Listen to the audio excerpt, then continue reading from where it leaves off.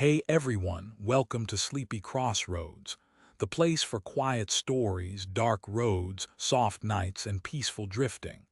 So get comfortable, settle in, and let tonight's journey carry you off to sleep. Tonight, we're delving into a haunting case that has lingered in the shadows of Tucson, Arizona for over 3 decades. The story of Dianne Abbuhl is one of those tragedies that clings to the memory of a community, never truly resolved, and it begins on a quiet college campus at the University of Arizona. It was the early hours of September 8, 1988. Tucson was just beginning to cool from the summer heat, but the nights were still warm enough to wander outside in shirt sleeves. At around 1:30 in the morning, Dianne Abbuhl, a 24-year-old accounting major, was seen for the last time at her dorm. The dormitory at 1717 East Speedway Boulevard was a familiar place for Dianne, a sanctuary of sorts, though that night would prove to be anything but safe. Dianne was a diligent student, known for her bright smile and dedication to her studies. Friends described her as focused yet fun-loving, someone who balanced her academic responsibilities with a healthy social life. She was the kind of person who could light up a room and was always there to support a friend in need. That night, Diane's routine was shattered. Later that morning, her alarm clock beeped incessantly, its sound filling the room with an urgency that no one would answer. Her roommate, puzzled by the unusual silence, entered to find Dianne gone. Her purse, wallet, and keys were still there, almost as if she had just stepped out for a moment and would be back any second. But Dianne wouldn't return. As the hours ticked by, concern turned to alarm. Her friends and family wasted no time. They contacted the University of Arizona campus police, reporting her missing. This was not like Dianne. She was responsible, reliable, and not someone to disappear without a word. The investigation commenced almost immediately. Campus police, along with the Pima County Sheriff's detectives, began to piece together the events leading up to Dianne's disappearance. Her last known whereabouts, the Bum Steer Bar, provided the first clue. Located at 1910 North Stone Avenue, the bar was a popular hangout for students and locals alike. It was here that Dianne had been seen with a man named Doug. Doug, according to reports, had been dating Dianne for about 2 weeks. Descriptions of him varied, but the most consistent details were that he drove a distinctive red truck with New York plates and claimed to be visiting Tucson to see his brother Dave.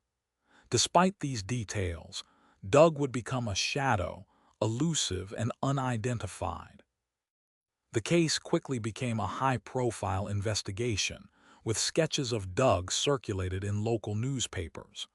The media coverage was intense, each day bringing new headlines that kept the public's attention glued to the mystery.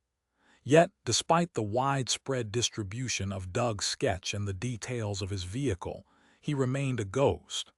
The red truck, the New York plates, all led to dead ends.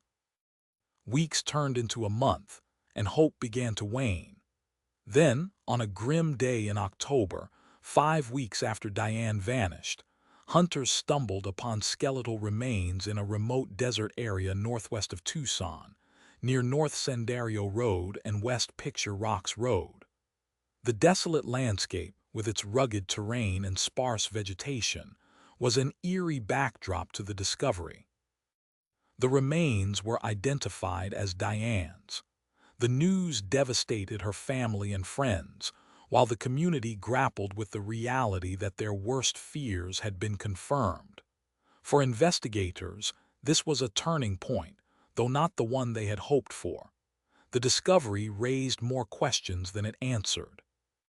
How did Dianne end up in such a remote location? What had happened in those harrowing final hours? And most importantly, who was responsible? Despite extensive efforts, the investigation hit a wall. Doug, the mysterious man from the bar, remained unidentified. Leads dried up, and with them, the hope of a quick resolution faded. Over the years, the case of Dianne Abbuhl became a haunting reminder of the fragility of safety and the unresolved questions that can linger for decades. Her family, in their grief, established a scholarship in her honor at the University of Arizona, ensuring that her memory would live on through the education of others. In October 2024, in a surprising turn, the Pima County Sheriff's Office announced they were re-examining the case. Advances in forensic technology and a renewed interest in cold cases provided a glimmer of hope that new leads might emerge. Yet, as of now, Dianne's case remains unsolved, a chilling mystery that continues to haunt those who remember her. Theories abound, as they often do in cases like this. Some speculate that Doug was not who he claimed to be, that his presence in Tucson was part of a more sinister plot. Others wonder if Dianne was simply in the wrong place at the wrong time, a victim of circumstance. For the community, Dianne's story is a somber reminder of the dangers that can lurk even in familiar places. It underscores the importance of vigilance and the need for justice for those whose lives are cut short by violence. As we reflect on Dianne's life and the tragedy of her untimely death, one can't help but consider the impact such a case has on a community. The unanswered questions, the potential that was lost, and the family left behind to pick up the pieces, all weigh heavily on the hearts of those who knew her and those who have come to know her story. For investigators, this case represents the enduring challenge of solving a mystery with so few tangible clues. It highlights the importance of persistence, the need for community cooperation, and the hope that one day justice will prevail. Dianne Abbuhl's case remains open, a testament to the determination of those who refuse to let her story fade into obscurity. As we close tonight's episode, we're left with a haunting question. What would justice look like for Dianne? Would it be the identification and conviction of her killer, or is it something more profound, a sense of peace for her family and closure for a community still in mourning? This has been Sleepy Crossroads. Until next time, stay curious, stay safe.